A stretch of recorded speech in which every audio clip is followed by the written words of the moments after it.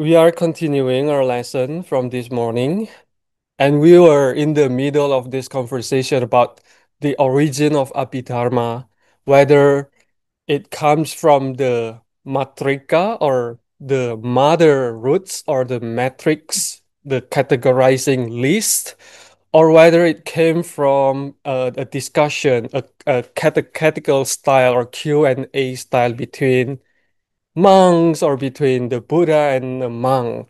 So we are continue to see an excerpt from this sutra where the Buddha says or asks a question. Mendicants, is this what you think of me? The ascetic Gautama teaches the Dharma for the sake of robes, armed foods, lodging, or rebirth in this or that state. And then the monks reply, the Buddha is sympathetic and wants what's best for us. He teaches out of sympathy.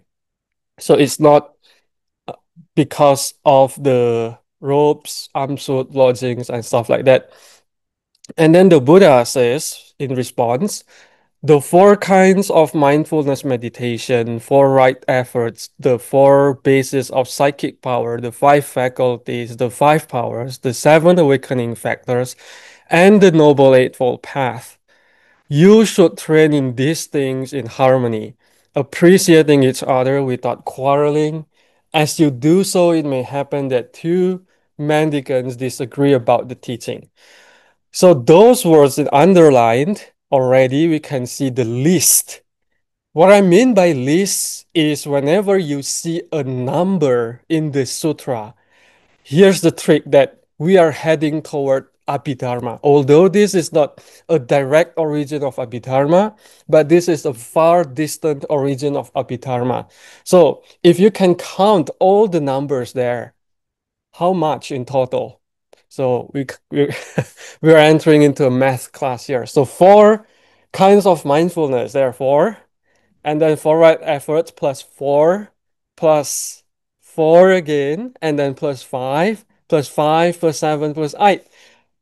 37. When you hear number 37 in Buddhism, does that resonate anything? What's that? They get the 37 wings of enlightenment. Yes, or we call it Bodhipakya Dhamma. Yeah, you translate it perfectly. Pakya means wing, although in a lot of translations they use 37 factors of Dharma. That's kind of a derivation of the meaning. Okay, and if you see the color, the words in blue, it says it may happen that two mendicants disagree about the teaching. So here again, we are going to heading on the debate, which is one of the characteristics of Abhidharma. Debate is essential. Listing all the Buddha's teaching is also essential in Abhidharma. You don't see this quite a lot in stories, right? We don't listing in stories. We don't see people quarreling in stories on in discourses usually. All right, the next sutra. Now at the time, several senior medicants, after the meal, on their return from alms round, sat together in the pavilion talking about the teachings, just like y'all. After one venerable finished their teachings, you guys discuss about the teaching, whether you agree, disagree, or you want to expand on that. And then this venerable Citta Hati Sariputta, you don't want to worry about the name, interrupted them while they were talking.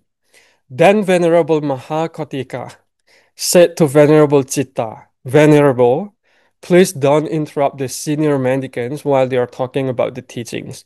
Wait until the end of the discussion. So perhaps this raises a question whether during the Dharma talk, is it better to ask questions after the talk or just jumping in the middle of the talk?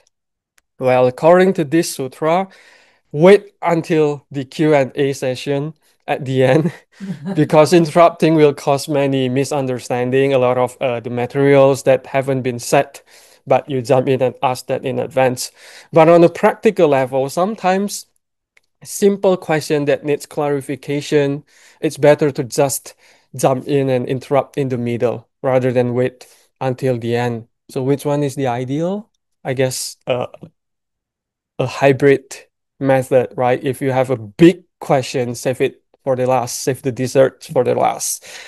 Okay, another sample or origin of Abhidharma can also be found in these six suttas, which we can see the Q&A format, as well as the listing, the categorical listing format. So I won't quote or cite the content of the sutra, but just provide an outline of the sutra. So, for example, in this Mahavedala Sutta in Majjhima Nikaya, we see people are doing Q&A in which Mahakaustila is questioning and Shariputra is answering. And the topic is basically about this. So we are heading toward the way to Abhidharma here. List, a lot of lists. So it's about witless and wise person, consciousness or wisdom, feeling, perception, and so on and so forth. So we can't go through all of this in this limited amount of time, but I just want to pick up the first two, for example. And if we zoom into the middle of the sutra, we'll see that the questioner questions that saying they speak of a wise person. How is wise person defined? What is wise person? They're called wise because they understand. What do they understand? They understand this is suffering. This is the origin of suffering, the cessation of suffering. The practice leads to the cessation of suffering. They are called wise because they understand. And they speak of consciousness. How is consciousness defined? It's called consciousness because it cognizes, it recognizes. And what does it recognize? It cognizes pleasure and pain and neutral. It's called consciousness because it cognizes. So in Buddhism, the difference between wisdom and knowledge lies in this religious praxis aspect in which wis- wise person they might not know about any other knowledge in the world, but the primary knowledge is about the Four Noble Truths. So the knowledge of a wise person is can be said merely about the Four Noble Truths: suffering, origin, cessation, and path, and that's enough. So if you ask me, did the Sakyamuni Buddha know how to drive a car? Did he know how to operate a computer? Because he's very superior in the knowledge and the wisdom, right? But do you think he'll know how to drive or how to operate a machine? No, he wouldn't know that because there's no such things during the past, during his time, right? But what does the Buddha know that makes him a wise person, that makes him a Buddha, is the Four Noble Truth, which is essential for the liberation. Okay, we can skip this.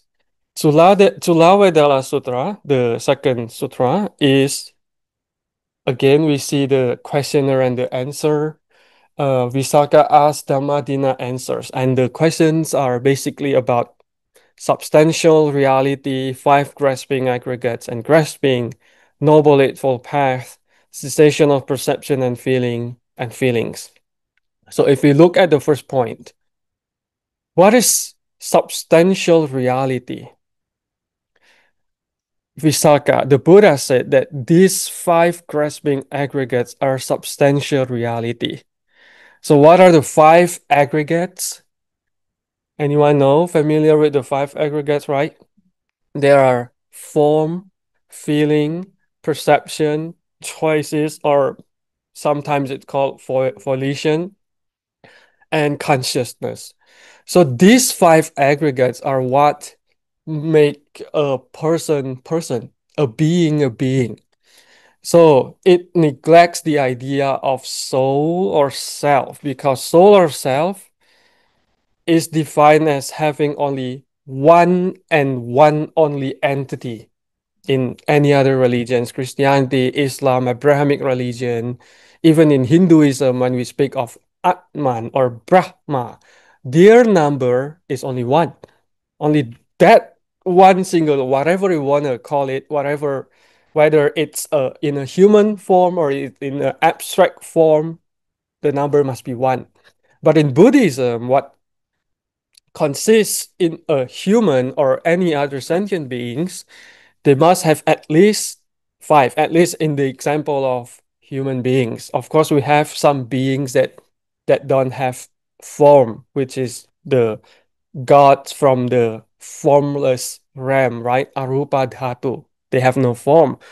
But at least in the terms of the humans, we must have these five in order to become a human. And that these five aggregates negates the idea of substantial reality, actually, right? Again, moreover, good, ma'am. Why is it ma'am? Because the interlocutor, one of them is Dhammadina, is a nun. Then he asks another question. Ma'am, they speak of this thing called the origin of substantial reality. So the substantial reality is actually a false view, not a correct view. What's the origin of this kind of false view? It's craving that leads to future life, mixed up with realizing and greed, taking pleasure wherever it lands. That is craving for sensual pleasures, craving to continue existence, and craving to end existence. So craving is the source. Again, when we read the Four Noble Truths, the origin of suffering is also craving and ignorance, right? Although the root, the basis for all cravings are is ignorance is the most important one. But on the practical level that we can detect in our life is craving, right? So if you want to know what's my origin of my suffering, I'm suffering now, I'm in pain, I'm not happy. What's the origin? If I tell you that it's ignorance, it might seem very abstract. You can't comprehend what does it mean? Ignorance. I'm not ignorant, I'm not fool, I'm educated, right? I went to schools. But if I say craving or sensual pleasures, well, you can immediately click into it. Yes, because I still want this, I still want that, right? During my young age, when I hadn't get married yet, I imagined myself after marriage, my life will be happy forever and ever. But then after that, I want a house of my own. I don't want to live in an apartment on rent to rent basis. So after you got your house, are you happy? Not really. I want a car. I want children, and so on and so forth. After you build your own family and your children haven't got married yet, you want them to get married. And then you want them to have children, you want grandchildren, and so on and so forth. So this is the idea of craving, is the origin of suffering. So again, this is kind of go off of tangent. When I speak suffering, when we see suffering in the Buddhist context, although it's been reinterpreted, retranslated into another terms such as unsatisfactoriness and so on and so forth. But actually, after a long consideration, I still feel suffering is still fit the most, although the connotation in English, because of Abrahamic religion, because of Christianity, suffering feels something like physical pain and stuff like that. But if you set aside that connotation, it actually fits in the context of Buddhism because suffering in Buddhism is not just about unsatisfactoriness. It's not just about mental, but also physical, right? For example, old age. Everybody suffers when they're getting old mentally because I'm not young anymore. I'm not 17 anymore. but also pain during the old age. I can't sit for 2 hours or so anymore, and all kind of diseases started to attack my body. So this is, in a way, in Buddhism, sees this kind of phenomena experience as very, very normal experience within a lifetime. But those who don't understand this, those who don't know about Buddhism, they'll see this as a kind of torture in life, right? Okay, move on. Samadhi Sutta. Samadhi is the right view. We have also the conversation between a monk and Shariputra about right view, unskillful and skillful, four fuels, or sometimes translated as four foods, four noble truths, old age and death, ignorance, and three defilements. So I just want to focus on the four foods. So what is fuel? What is its origin, cessation, practice that leads to its cessation? There are four fuels, although I prefer foods. They maintain sentient beings that have been born and help those that are about to be born. What for? The first one, solid food. The second one, contact or senses food. The third one is mental intention food. And the last one is consciousness. So if we look at the first food, which is solid food, this is the food that you've just eaten this afternoon and morning, all the nutrients that are needed for the body. This is called the solid food, which is essential for our survival. But in Buddhism and in religions in India in general, there's not only the physical nutrition food that people or sentient beings need in order to survive, because we also need the other three, which are contact or senses. What are those? What are these? So contact food is our senses. We need to feed our senses. We need to feel our eyes. We need to see something beautiful. Sometimes we also need to feed our ears. We need to hear to a very beautiful song or voices sometimes, right? So, and also we need to feed our body, for example. That's why we need to take a bath. We need to go to a massage. We go swimming. And even exercising itself is a food for the body, right? We need to make this body pleasant or unpleasant. It doesn't matter as long as there is something to fit the senses so that we can be alive. And then the mental intention is the karma, is the action itself for the body and mind. So intention to help somebody, any wish, any plan, any resolution that you have, any decision that you decided to attend this retreat for full 4 days are all the mental intention food, like the wish. People need to have wishes in order to survive, right? So imagine if you or we only have all the physical nutrition foods in front of us, but we don't have the other three, we can't live any longer. We will go crazy because of that. And the last food is consciousness. This is a kind of awareness. This is needed for our future rebirth.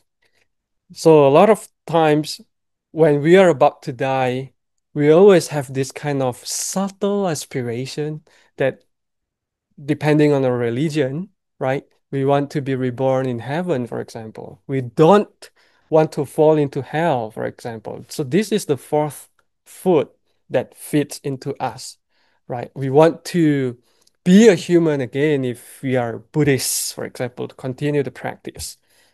And even if you are an atheist, for example, you don't believe in past and future life, wanting this very life is in itself a food, a consciousness food to ourself. Grasping the idea of this is me. I am sitting here. I am experiencing such and such.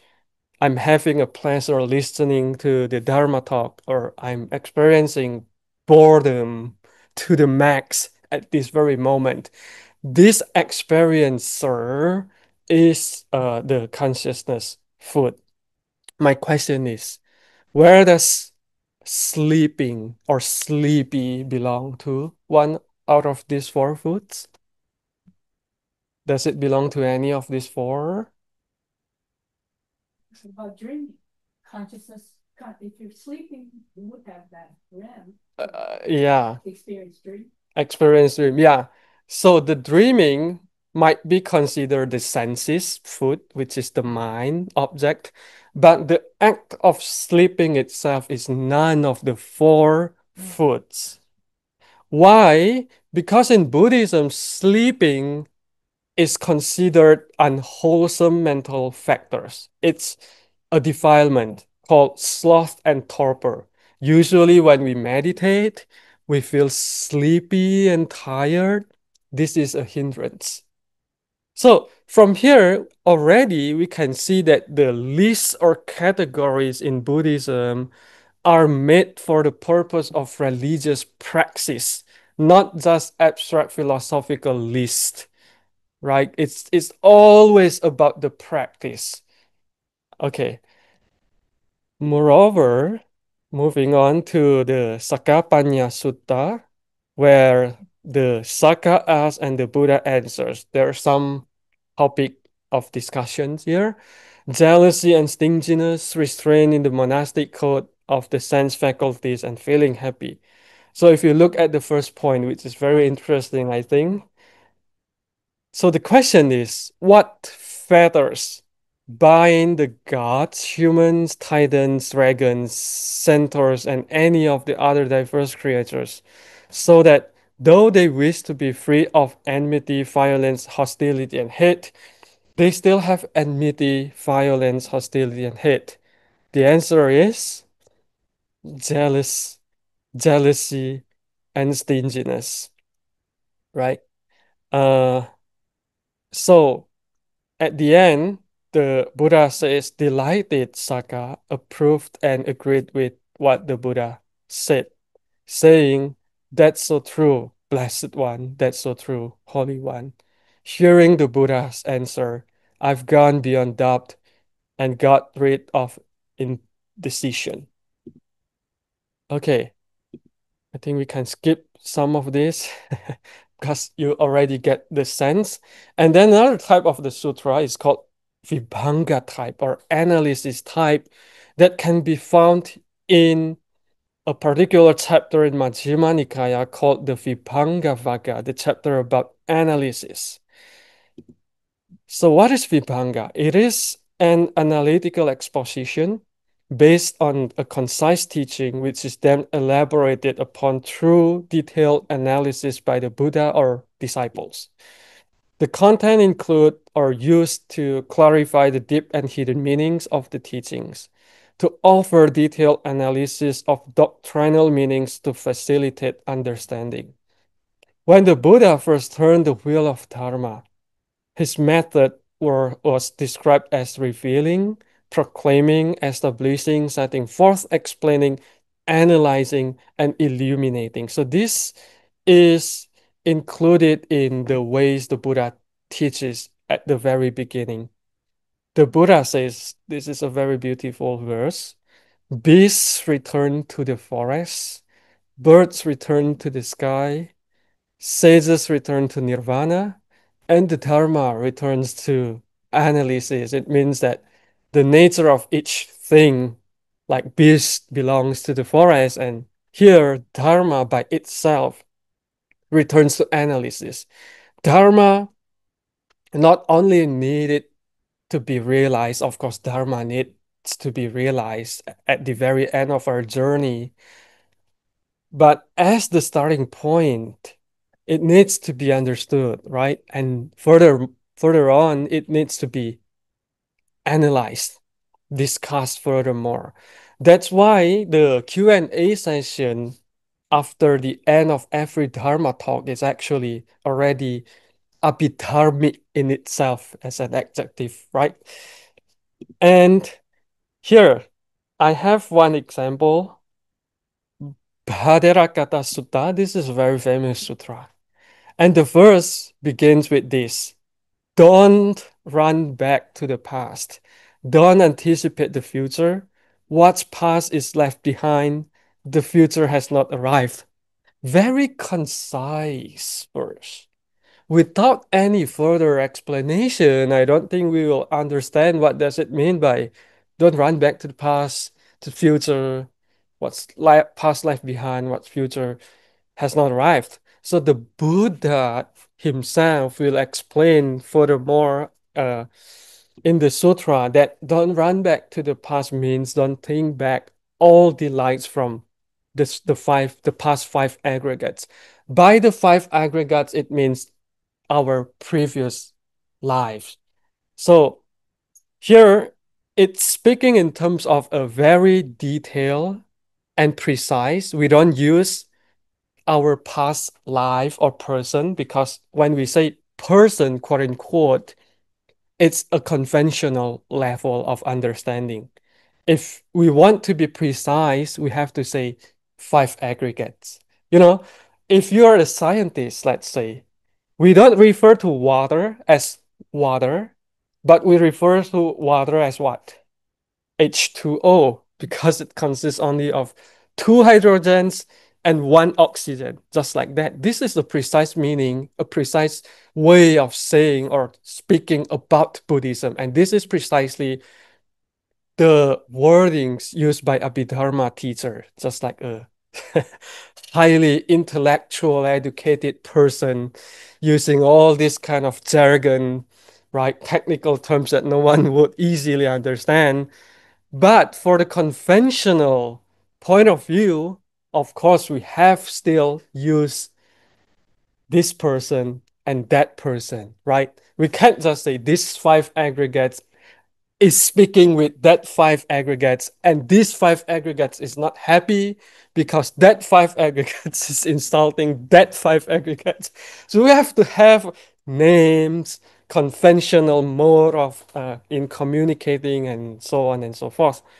So don't anticipate the future. What does it mean? Don't hope all delights in the future five aggregates. Of course, by the explanation itself, you already can see that it's not in the fixed state.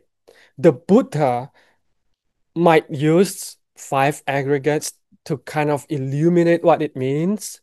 But then when we move on to Mahakaccana Bhaderakata Sutra, this is further explanation by the disciple of the Buddha. So within the same verse, Venerable Mahakaccana will explain it differently from the Buddha. And what does the Venerable explain? It says, don't run back to the past means don't think back all delights from the past six senses. What changes here is the five aggregates can also be explained as six senses. So, right? And later on, we'll see a triadic set that explain what composed of a human. What does a human consist of? It's not only five aggregates. Five aggregates is only one aspect that explain the mind and body aspect. But six senses, it moves into the experiential aspect of a human. We know or we live in this world relying solely on our six senses, right? So if we don't rely on our six senses, we can experience the world. Is there any way to get to know the world without our senses? No way, right? We know something by looking, hearing, smelling, tasting, touching, and even thinking about it. Beyond this, nothing can be spoken. So we turn into nothingness without senses. The same with the future and so on. And then another type of sutra that we can see that leaning toward Abhidharma is Kama Vibhanga Sutta. So there's this figure Tadeya asking the Buddha this question: why are people inferior, superior? This is my short version. Short, long-lived, sickly, healthy, ugly, beautiful, insignificant, famous, poor, rich, ignoble, noble, foolish, wise. This is very interesting question, right? Why was I born poor? Or why some people are very smart, having a very good life? So the answer provided by the Buddha is because of karma. Well, not everyone will satisfy by this answer because this is just the short answer for any problems, any differentiations in life is because of everyone's karma is different. But if we need a detailed explanation, the Buddha will further explain that why are some people short-lived and why are long-lived? Because the short-lived one did some killing in the past. And by past, it can mean yesterday when the person was young, not necessarily the past life. Okay. And sickly and healthy, what makes the difference? Because this person has hurt someone or not. Ugly and beautiful depends on the temperament. So if you are a bad-tempered person, you might become ugly one day. It's not necessarily in the future life, but later in life. That's why the idea of impermanence gets so real when we study all about this, right? We don't just think that change will happen in the future life. Change can happen in this very life as well. So if you were a bad tempered person before studying Buddhism, but then after studying Buddhism, you become more compassionate, right? More happy, and then your face will change. That's what I saw a lot of people after learning Buddhism for several years, 10 years or so, their face will change, their temperament will change, and in turns, a lot of diseases will fade away. This is kind of just the uh, uh, effect of studying Buddhism, but specifically because our mental factors, we had done the inner transformation within ourselves. Insignificant and famous because of the jealousy, poor and rich because of the generosity, as you guys learned from Venerable this morning and later. Ignoble and noble is because whether you have arrogant or not, foolish and wise is dependent on whether you're asking questions or not. So if you want to be wise, ask questions. That's that's the way of learning, right? Ask questions because education is never always one-way trip. Me speaking and you listening. There must be some kind of challenge, suspicion, doubt, and so on and so forth, clarification. And this is exactly my topic, Abhidharma. It's about Q&A, right? Debates, not just me listing all the categories of Dharma. Okay, method of Abhidharma exegesis. Mature Abhidharma exegesis, taxonomical organization through lists or matrices and catechetical exposition through extended discussion of doctrine.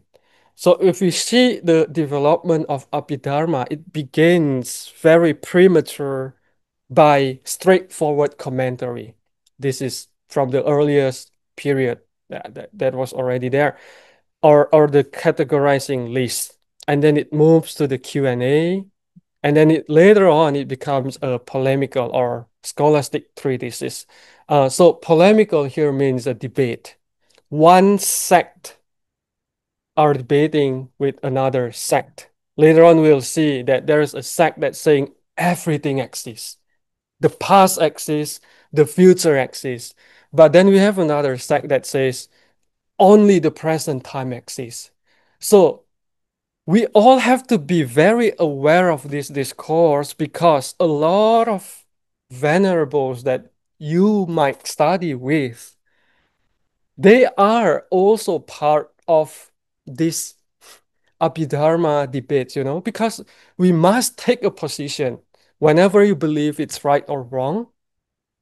s- We have to stand on a position, defend our own position, right? So, for example, let me ask you this question.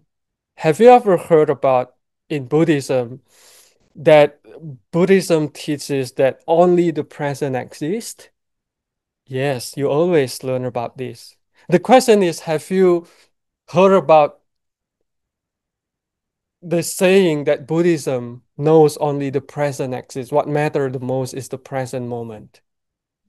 And have you heard about Buddhism saying that past and future also exist? Okay, we'll talk about this later. And the most frequent are classification of factors or dharma into categories of two or three: conditioned, unconditioned, tending toward fluxes or not, constituting sentient beings or not, virtuous, unvirtuous, or indeterminate. So in the teaching of the sutra, we haven't seen the idea of indeterminate.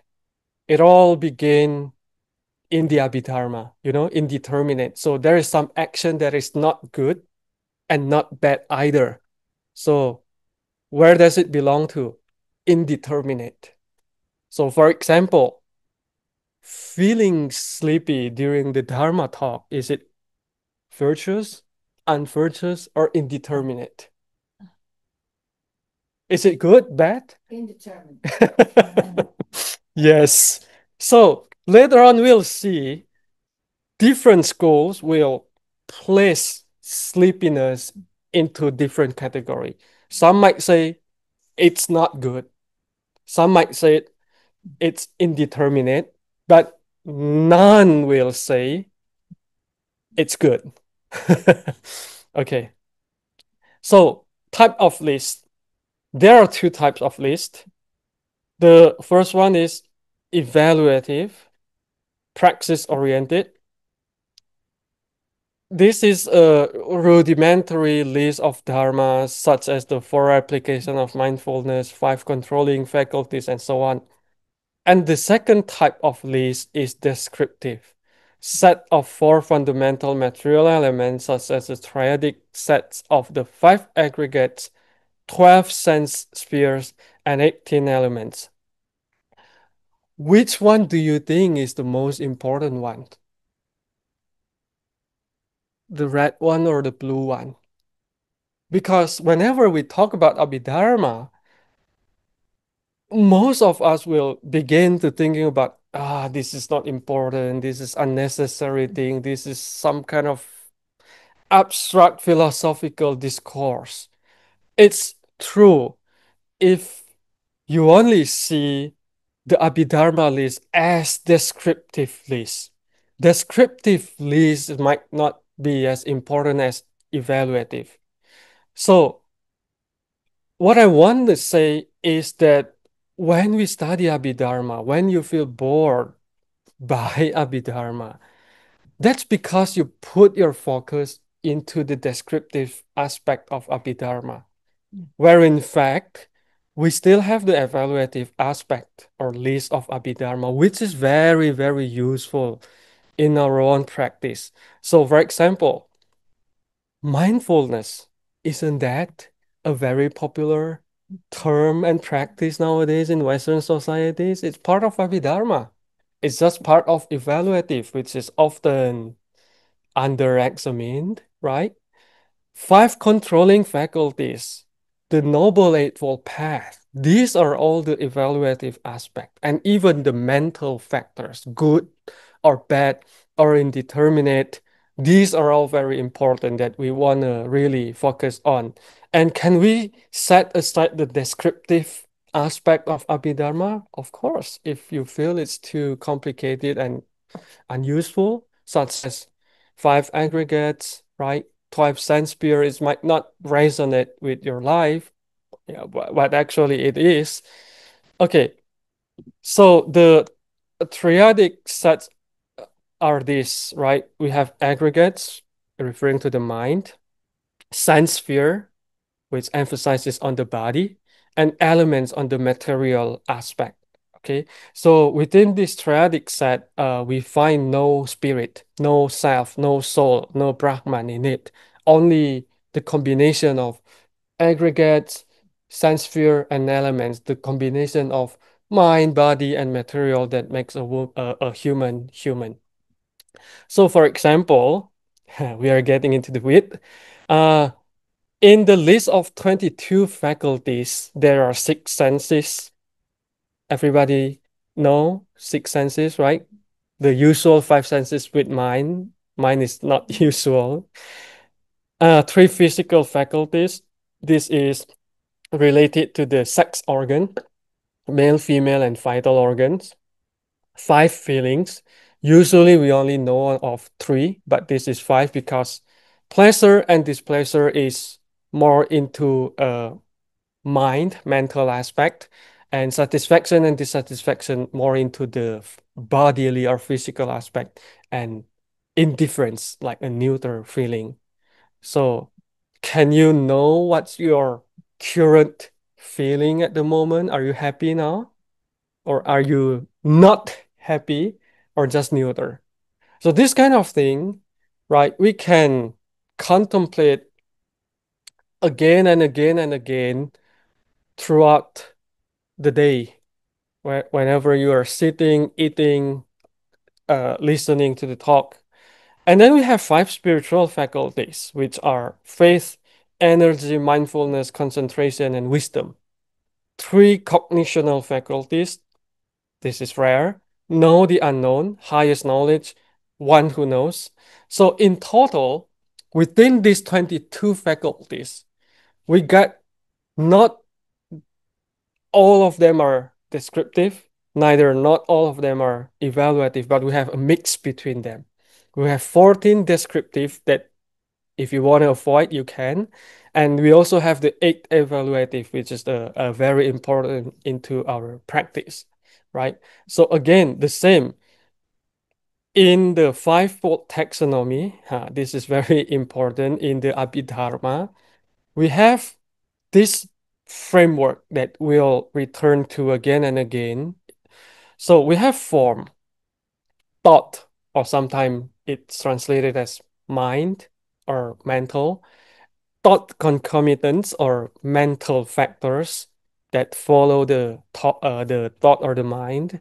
We have conditioned forces dissociated from thought, meaning it's not a mind, but it's not physical as well. It's not number one, it's not number two. So we have something in the middle, and they have their separate own category. And the fifth is the unconditioned, or usually that's the nirvana. So among these five, we have the mental factor, which is the evaluative list, which is very important. You might want to ignore number one, two, four, and five because it's not relevant maybe in the practice. But number three is very, very important in our practice, right? Okay, so far so good. Any questions? Remember, if you want to be wise, Oh, yeah. yeah, Be venerable. Um, so I have a foundation in Abhidharma, and I'm trying to kind of align it with what you're teaching. So the chitas and the chitasikas, right? The yes. mind objects are going to correlate with 3 and 4 in this slide. Chitas and chitasikas. So chitas would be the thought concomitant. The oh no, Chita will be the number two. Okay. Yeah, And then 3 would be the Cetasika or Zaita. Actually, Zaita and Cetasika are the same. Okay, thank you. And then earlier on the slide when you asked the question about sleep and where it falls among the three, and I know the one was indeterminate. I forget what the other two words for, but were you referring to prompted and unprompted consciousness, or was that something totally different? Okay, yeah. So when you speak of prompted and unprompted, it's clearly from the Southern Abhidharma type of looking at it. Yes, but our discussion here is from the Northern tradition of Abhidharma. So I don't think they have the prompted and unprompted division kind of thing. Yeah, of course, if you speak of prompted sleepiness, then it'd be much worse compared to the unprompted. Thank you. Yeah. Okay. Yeah. Can you go back to the slide with the triangle? The slide with a triangle. Okay. And there's one question from the chat. Is which include the body and the mind. Yes. So when you put it on the top element, should be